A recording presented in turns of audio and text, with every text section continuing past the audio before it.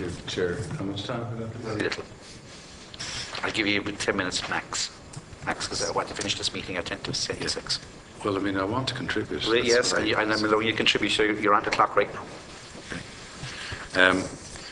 Taxation, going back to when it was first talked about in principle and so on, philosophically, equity, certainty, and all those things, collectability.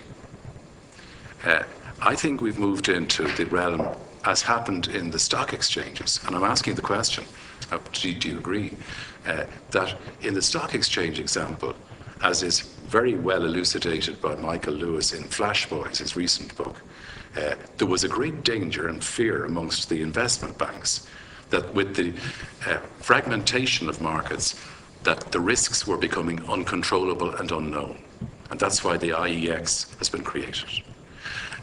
Similarly, taxation has become, as you said, the deferred taxation is like a massive fund of backloaded money that provides working capital and resources to businesses and enhances their embedded valuations. And as a result, tax arbitrage is not unlike the fragmentation of the stock exchanges. And I think that in a case of Ireland, which you said has a perceived bad reputation that is now being rehabilitated, well, we know by the evidence of the balance sheets of the banks and building societies in the years 2001 to 2008, and you'll be seeing this in your committee, Chair, that those balance sheets actually tell you what happened as regards the financial meltdown here. There was a manufacturing of a credit bubble, which was the precondition for the asset price bubble and collapse. So therefore, the directors were responsible. Forget about regulators, forget about greedy builders and developers. The atmosphere... Good question now, please. No, that's relevant. This is the parallel argument. Yeah, well, the taxation... Make a parallel and make your question, please. Chair, it's difficult to have a conversation. It is, but I'm having conversation. We have witnesses here to put questions to, so I'd like you to put some questions, please.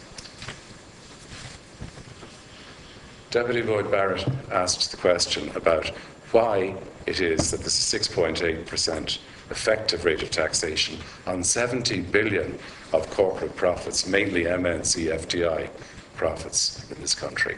That's a great question, because I believe, and I know the CEOs and the CFOs of a lot of these companies, they're my age contemporaries, and I was in schools and colleges and stuff with them, and they have said, when I've asked them the question, if there was to be a national recovery 3% levy on the profits, the reported profits, which they themselves report, so they're saying these are our profits, they wouldn't up stumps, they wouldn't go away, and they wouldn't close down, and they wouldn't be afraid to make further investments in Ireland. Because a 3-year national recovery levy on their surged profits since 2008 is very bearable, very sustainable from them. And isn't it a great pity that our departments of finance and ministers and governments haven't asked them, the same way as there hasn't been a persuasive ask of debt write-down to the euro system for the collapse and the socialisation of losses of banks. They haven't even asked. But 3% of 70 billion is 2.1 billion. That's an awful lot of medical cards. That's an awful lot of avoidance until the water systems are repaired to charge water and meter it. And I think it's disgraceful that our government... Sorry, Chair, please.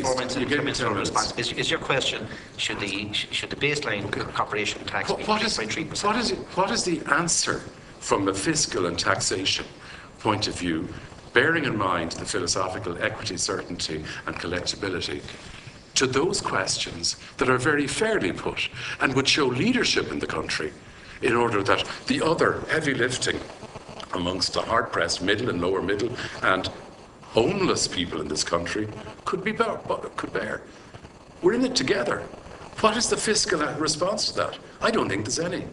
And then lastly, I think there's so much, as it were, labyrinthine complexity to the way that tax is assessed that it's become a mystery in order to create the arbitrage, which is hugely profitable to the professionals who live off it. Lawyers, tax accountants, and I'm one. I put my hand up. Keegan? Mr. McCaughey, whichever. Get you first. I have to be careful not to step outside our mandate, but I agree. Do not be afraid. We would hold that corporations pay fair amount of tax in the country in which they operate, reflective of the substantive activity they have in that jurisdiction. We would be concerned that that isn't happening at the moment. Whether or not an additional 3% emergency levy would be an appropriate response to that. I mean, that's more of a domestic issue. I think that if corporations, and we know that this is not the case, were actually paying the fair and accurate amount of what they're supposed to be paying, perhaps we wouldn't be in the situation that we are at the moment. That's a separate argument. The credit bubble was the boards of directors of banks abandoning fractional reserving, pumping up their balance sheets with issues of bonds, and need for instance, Bank of Ireland had 61 billion in bond funding at the end of the year. Mathews, will you please respect the chair, and I need questions that are germane to this afternoon's proceedings. We're not in a banking inquiry. We don't have any banking officials across the table. This is to do with global taxation and the architecture of it. Have you concluded your response, Mr. McCaughey? Okay, Mr. Keegan, please. I suppose that maybe Deputy Mathews, this is actually a serious matter. I'm very serious. So serious that I'm trying to counterbalance Without interruption, please, Deputy Mathews. my frustration. maybe the area I can make the most useful comment is on your observation of how labyrinthine the system has become. And I agree with you, it has become labyrinthine. It's worth making the point that tax legislation is driven by three factors, essentially. It's driven by government policies, it's driven as a response to business developments, and it's driven in anticipation of business developments. And as global business becomes more complex, the system is becoming more complex. Equally, there is no doubt that the joining up of activity between the various revenue authorities is, to my mind, absolutely unprecedented. There's a thing called the Forum on Tax Administration. It's the revenue authorities of the OECD member countries and a number of others. It's actually chaired by the Irish. It should be a matter of some pride to us, where there's a genuine attempt to coordinate that kind of labyrinthine legislation and make it navigable. In terms of who benefits from labyrinthine legislation, my suggestion, with respect, Deputy, would be nobody. The vast majority of my profession, our profession, are employed in business. They're the people who operate the PAYE and the VAT systems and collect the fiduciary taxes in relation to the government tax take. So these are ongoing problems. One of the concerns I would have, and this is my last observation, coming out of BEPS, is that it could make a very difficult international environment even more complicated. Because it's very, very hard to make changes that will keep everybody happy, while at the same time keeping such changes simple. Fairness is what we're aiming for. Indeed. I just want to